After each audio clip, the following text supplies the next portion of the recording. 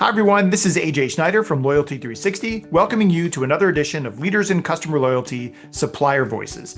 In these episodes, we talk to the leading agencies, technology partners, and consultants in customer, channel, and brand loyalty about the technology, trends, and best practices that drive customer loyalty. Today, we're speaking with Alex Campbell, CIO and co founder of Vibes. Alex, welcome. Thanks for being on the podcast. Thank you for having me. I'm excited. Yeah. Absolutely, absolutely. So, just to kind of start off, before we kind of jump in too far, tell us a little bit about Vibes and what you guys do, who your client base is, and how Yeah. you typically help brands to strengthen their relationships. Yeah. So I started Vibes 26 years ago now. So we've been been around for a while, especially in mobile.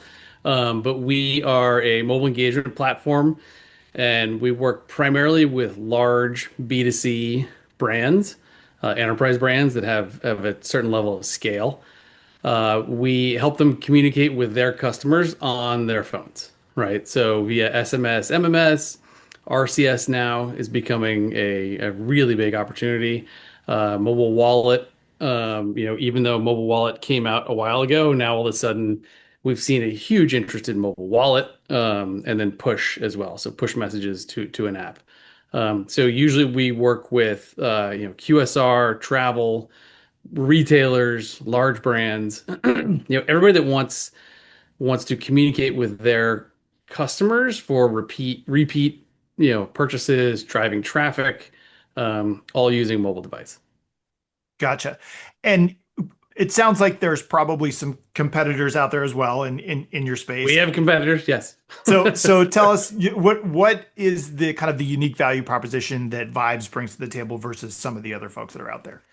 Yeah, I think it's interesting because this the world of communication, especially direct communication in a digital world, has changed a little bit over time. I mean, I remember when everything was email, right? It was all email, email, email.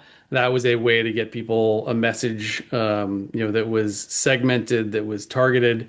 And now people just aren't paying attention to email, right? So I think we have a lot of players in our space who grew up in email, and now they're starting to realize that email isn't connecting as much with consumers. So they're coming into the mobile space. And so what makes us different is that we've always been mobile first. We've always had that mindset, which is a different mindset than email. When you're on a mobile device, it's a very personal device, so you want to make sure that you respect that. Whereas email, you can send someone, and people do send someone, 4 emails a day, and that's okay because people aren't really paying attention to email. So that's one, is just the fundamental, how we think about communication.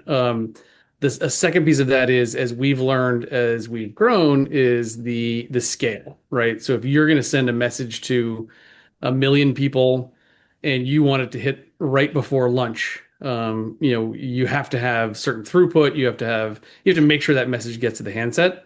So we've learned that we need to have carrier grade reliability. We have direct connectivity into the carriers, which others don't have, so that we can ensure that that message gets delivered on time. And then I think another piece of this is compliance, right? In email, you don't have a lot of compliance, but with something like SMS, you do. There's a lot of there's different layers of compliance. There's legal, there's what the carriers care about, and it's kind of a maze that you have to be able to know what is compliance and how do you make sure that you excel at that. So that makes us different as well. And then as we're starting to build in some AI, I think everybody talks about AI, but we're taking the approach based on what I just talked about of how does AI help in a mobile world. And we're starting to see some really interesting results that are probably different than you'd see in email or in other CRM type opportunities. So that's probably a good segue into my next question, which is kind of when you're looking back over the past 12, 24 months, what are the major trends in customer loyalty and engagement that you know are standing out to you and Yeah. for your clients? I have to believe that AI is certainly part of I that mean, of course it is. It has answer. to be, right? Yeah, yeah, Yeah. And I think, but it's interesting because it's the AI is a tool, right? And so I think and look, I've been doing, as I mentioned, I've been doing this for 26 years. Like these things come along every once in a while. I mean, I remember when augmented reality was like the greatest thing ever, and it's going to change everything. Now AI is very different. It will change everything. But it's important to take a step back and understand like what does it do? What is the tool? How does it make what I'm doing and loyalty better? We're starting to see where one of the first AI use cases we implemented was like sending in a certain date, right? And so our AI would actually go in and look at all sorts of data and would come back and determine what days of the week are the best days for you as a brand to send a message. And we had some surprises on that. And some days that we thought were kind of like dull, like a Tuesday, like turns out that got the best response. Then we started looking at having AI look at time of day. We had one customer who, for some reason, someone somewhere decided 10 a.m. was the best time to send a text message. And I don't know where that came from, but everybody seems to do that. Our AI started telling us for this particular brand, it was targeted at new moms. Started saying, send this later in the evening. And it was like, that was always one of those things like, no, we want the message out there because people can shop all day. But all of a sudden we switched and we started sending a message at around 7 p.m. local time and got a huge increase in response, like 26%. And we realized that moms would put their kids to bed and then they go shopping. And it's like, yeah, I should have known that, but I didn't. But AI actually came back and helped us see some of these trends that really matter. And so that's the way I think of AI is how can AI help us understand the market better and the consumer better and make things better for them, right? That mom actually probably liked getting a message at 7, not at 10, because she didn't have to go back and search and remember that she got an offer. It just came to her phone when she needed it. So, as we're let's just stay on that for a little bit. So, you know, you mentioned a little bit how AI kind of fits into the mobile engagement arena. What are some of the other areas you're using to look at data, obviously, in terms of Yep. like, I guess in mobile is it called an open, or a click? How do you describe Yeah, I that? mean, we look at engagement. So clicks Okay. on it, but it's not even just clicks on a link. It's how many people actually went through and purchased, right? Or came to the store. I mean, I think one of the great things with Wallet is that now I can download an offer to my phone, and then when I go scan it at checkout, we as the brand can know that a certain program actually drove traffic, right? And we've always talked about footfall and driving foot traffic. Now mobile does a great job with that, right? Where I can actually bring someone into my store where like, honestly, they buy more things, right? That's why we want to get people in physically into a store, not just on a website where they can go, buy one thing very easily. Like, let's get them into the store and show them that experience, so they can actually increase that basket size. And so you're using AI to serve up relevant offers, for your clients, those kinds of things. What other areas is Affinity? We talked Yeah, I about think I the think research. Yeah. one interesting way we look at AI is SMS in general is when you compare it to email, it's not cheap, right? There's a cost to sending every single text message. So if I send a text message and you don't respond to it, like that's a waste of money. So we want to use AI to almost eliminate some of that, the messages that go out that aren't looked at or aren't actually like clicked on. We have a saying internally here at Vibe called we want to make the perfect send.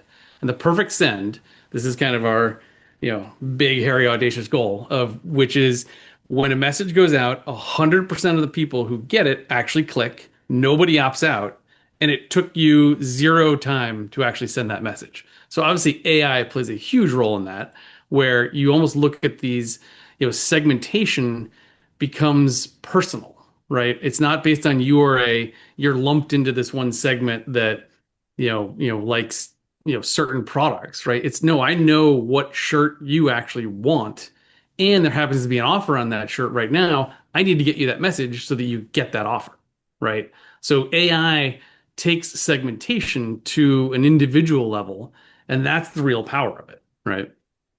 So what's fascinating is that it seems like when we look at, for example, how brands are trying to engage with younger generations.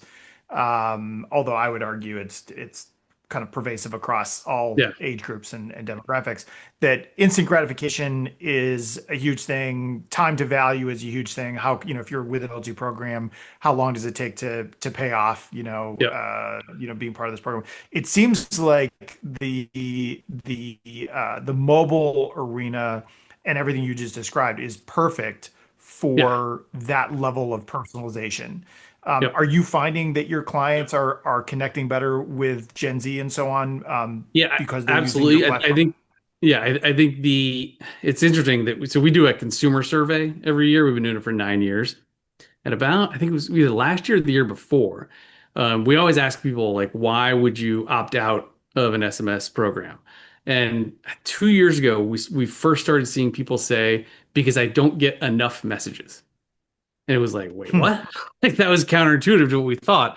Obviously, we were trying to search for like, all right, 5 messages per week is the ultimate cap. But what ended up happening was, especially younger generation, they said, hey, I don't mind. Like, you can send me any number of messages like per week that you want, as long as they're personalized, as long as they're relevant to me, as long as they add value. And then we noticed there's a trend of, especially Gen Z, but to your point, it's more than just younger generations. People expect it, so they expect the message when it comes to you, like to be personalized and to be sent to you for a reason. And so it throws this whole loyalty like idea of, a lot of the brands that we work with have certain cohorts or certain tiers, but it's really changing the world of loyalty to personalized loyalty, right? I mean, you have this continuous engagement with a consumer over time, and that's what loyalty is turning into, is what is that engagement and how is it relevant to me, right? Not necessarily my cohort or my tier, or something like that. It's how is it actually relevant to me personally? And I think consumers are expecting that now. Are there certain kinds of programs or certain kinds of offers or creative or whatever that you've worked on with your clients that tend to work better than others within the mobile engagement environment? Yeah, I hate to sound like a broken record on this, but personalized offers, right? So offers where you get something that, when you think about your phone, right? Like when I get an offer on my phone that is relevant to me that I want, like that's an amazing experience. When I get something that's like, oh, 10% off, the next 2 weeks at this brand. It's like, why did you text me that? Right. So, Mm. the offers that have relevance to that show that you as a brand understand me as the consumer, I think those are the best. We've also anecdotally found where, and this, I mean, it kind of sounds silly, but when you win something, you pay way more attention to that. So from a loyalty perspective, if let's just say there's a 5% off offer out there, and if I just send it to you, it's like, oh, that's nice. But if I say something like, hey, you just won this, or I give you a little like spin to win in an experience and you happen to win, huge increase in redemption on that. And so people just enjoy that experience. And I think that shows overall, like, having an engaging experience is better than not, that is relevant, right? So not to put too fine a point on it, but let me just take that one step further. And I guess part of what I meant was also, um, even the types of subject matter. For example, what we hear is like, especially let's talk about the Gen Z's more, experiential types of things versus Yep. an offer for a discount or something like that. Yep. Does the SMS world and the mobile engagement world, does it work particularly well? For example, if you're in the middle of a vacation and you get a text message that says, "Hey, by the way, for X dollars or Yeah. whatever it is, you can have this. What you can rent the boat or Yeah. Yep. go on a tour or whatever." I mean, are you seeing that kind of stuff, be successful versus, hey, here's a X discount on something. Yeah, I mean, relevancy is key. We always say that mobile is different because of time, location, and interactivity. So, from a time of Yep. day, I mean, what you just talked about is location, right? I'm on vacation and it's in the morning. Like, that's actually two of them, right? It's like, all right, there's a boat offer, right? That's relevant, right? But if I were to get a message that says, I mean, just my example before of like, hey, for all of March, get 10% off. It's like, don't text that to me, right? Like send me an email, because or put it up on your website or something like that. But if there's something that I need to know about as a consumer, like text that to me. Like I actually want you to text that to me because I don't want to miss it, right? And this goes back to some of the things I was talking about before with with scale. Like there are a number of providers out there who can't handle the scale and may deliver a message late. I mean, and when you're talking about mobile and SMS particularly, like hours matter, right? So if I get, take that lunch offer and I meant for it to go out at 11:30, if because of my provider doesn't have that high throughput, it gets delivered at 3, like it's actually bad because like not only did that consumer miss the offer, but you just told them there was an offer that they couldn't get. Right? So like it's doubly bad. And we've seen that a number of times. So, I think that's one of the learnings of, if you were to get that email later, like it's like, oh, I didn't check my email, so I missed that offer. But like if I just texted you saying, hey, you just missed an offer, like that's not a good customer experience, right? Right. So sorry, let me ask a little bit more about this. I'm fascinated Yeah. by this part, Yeah. Yeah. the psychology of text messaging versus email for a minute. Yep. So I have to, even in my own experience, as somebody who's maybe a little bit older, been around for quite some time and seen the shift from 100% email to things like text messaging to things Yep. like the chat feature on Teams Yep. or any of the other programs.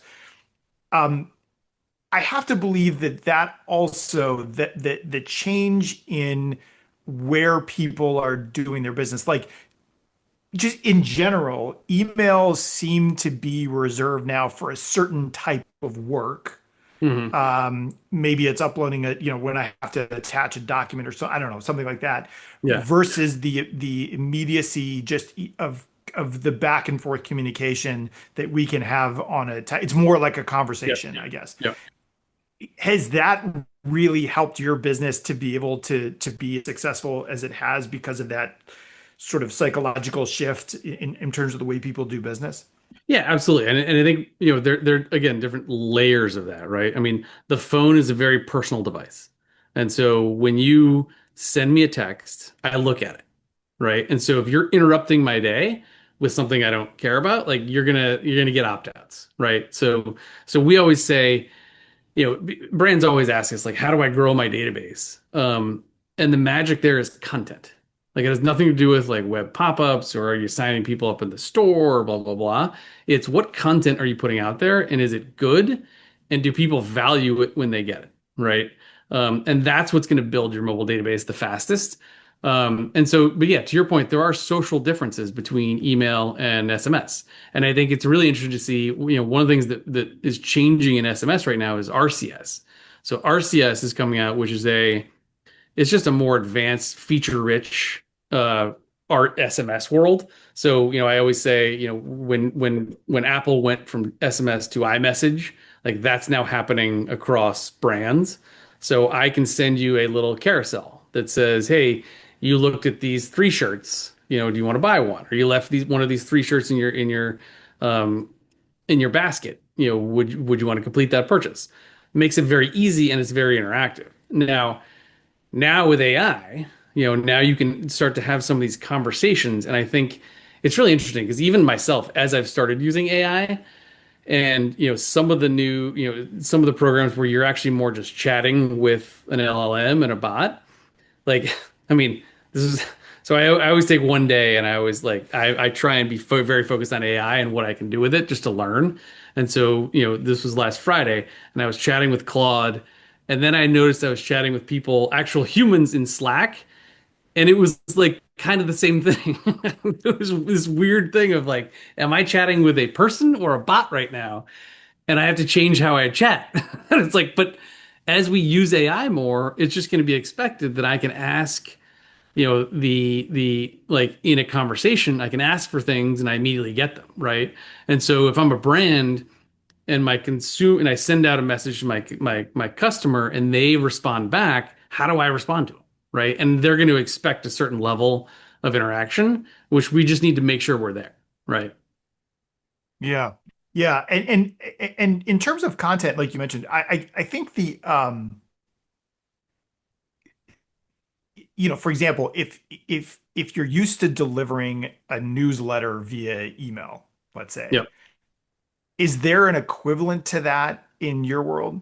Like it can't be the full, No, it right? can't. So Right. Yeah. I mean, to me, and look, maybe I'm a cynic I'm a mobile person, but like the reason you send out a newsletter with many different options is that's almost like you're throwing the net in the water, hoping you get something, right? That's not SMS. SMS is you have a fishing pole and a specific lure, and you're trying to go after one individual, right? And so yeah, you have to be concise. You have to be very targeted. And this is where I'm excited about. Thankfully, brands have done a great job with data up, for the last couple of years, right? And they have a lot of data. And it was interesting that as we work with some of our brands, a lot of them come in and saying, we have so much data on our consumers. Now all of a sudden, SMS and messaging gives you a way to use that, right? In a very targeted way that is beneficial for everybody. And so a lot of our brands have looked at mobile and said, hey, this is actually a way I can use all this data I've collected in a very valuable way. And that's really exciting, right? I think that, we don't have to wait for brands to understand who their customers are. Like they know that. And now we have a way to actually reach out to people at scale, but with actual individualized messages. and you touched on this just a little bit, but in terms of measurement, is the primary measurement that you guys are looking at when you're sending out a personalized offer, whatever, do you end up with access for your clients, like you can see an actual purchase was made, and therefore that's obviously in the win column. Is that the primary thing? Did Yeah, did so maybe there's two ways we do that, right? So if I send out a text with a link in it and you go online and buy it that way, like obviously there's e-com tags where you can actually track that purchase. The beauty of something like mobile wallet, which when I talk about mobile wallet, it's Apple Pay, it's Apple Wallet, it's Google Wallet, right? That are on everybody's phone. So if I send out an offer and I can have someone download that to their phone, and I can give them a unique ID and a unique number when they go into the store and scan that offer. Now all of a sudden I get that level of data that I can look and make sure and I can see how things worked, right? How a campaign worked. Um, Now all of a sudden you have this total attribution, which we've always wanted, right? In especially in the advertising world, where I can tell how well a campaign did, not just with driving e-com sales, but driving foot traffic and sales. And we're seeing where we do that. I would, it's probably 70 to 85% of the redemptions are actually happening in the store. And so if you're just tracking that e-com tag, you're missing out on, 80% of the actual results. And then I would always say, like, for my counterpart at a brand, it's like, you need to get credit for that, right? You just drove a tremendous amount of money and you're only getting credit for your e-com tags. Like that's 15% of what you actually drove. And then it gives you this ability to understand that a certain campaign didn't work well, right? And so, I mean, whenever we're doing, business reviews with our customers, we'll always go through like, here are the campaigns that worked well, here are the ones that didn't, and let's look at the difference, and look at why that was a difference. And then you can actually tweak the program to get better and better. And that's really exciting, right? That's a really it's a great view into marketing and being able to know what's working and what's not working, like in real time. yeah. And are you finding in that using that example, are you finding that the in-store sales are going up because they got a relevant the consumer got a relevant message while they were in the mall, or are they actually getting the offer, whatever it is, leaving their house and going to the store? What is It can be both, right? And okay? that's the beauty of it, right? Is that, and I go back to, if I want to send someone a message and get them out of their house, that might I might need a bigger offer, right? But if I know they're at the mall, or if I know that they're going to be at work, right? Where, I have a QSR restaurant, right, that is near someone's work, and I know that they come into that restaurant multiple times a week or multiple times a month. That's a little bit different, right? And so, and you're hitting on the exact spot, right? Of like understanding who your consumer is, and what is going to make them make a move is extremely important. And AI can absolutely help in that way. But you want to target content differently based on those different scenarios, right? Gotcha. Okay. Well, to wrap up, let me ask you this: as you kind of look at your client base and the trends that are going on in the industry, what is a piece of advice that you would give to folks, in general, about loyalty trends and so on, and then more specifically about mobile engagement? Yeah, I mean, on the loyalty side, think of mobile wallet, right? So you now have this tremendous opportunity to get your loyalty card into someone's phone. And what it's going to do for consumers is, and you should see my mobile wallet. It's insane.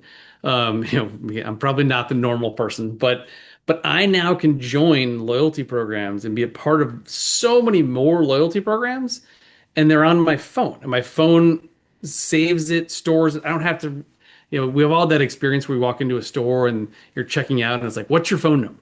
Right. And I'm like, I can't remember which phone number I gave for this. Was it my old home phone number? Was it my wife's phone number? And I also don't want to tell everybody standing in line what my phone number is. Right. And so now if I have my loyalty card on my phone, I can just tap it or I can scan it, and it's immediately there, and I get to participate in the loyalty program. So to me, for brands right now, look at that mobile wallet. The mobile wallet is going to replace a physical wallet. Both Apple and Google are putting your driver's license in there. You can put your passport in there. You will not need a physical wallet in, a year, right? And so, especially with younger consumers, they're going to go right to that wallet first. So getting in there and making sure that you're in that is going to be very important, because your competitors are going to get in there, right? So that's kind of one trend that I would look at, and then the RCS change is going to be is going to be a huge shift as well, where now I can actually interact with consumers in a much more, feature rich, you know, you can put commerce in there. You can have people, you can make it very easy for people to buy.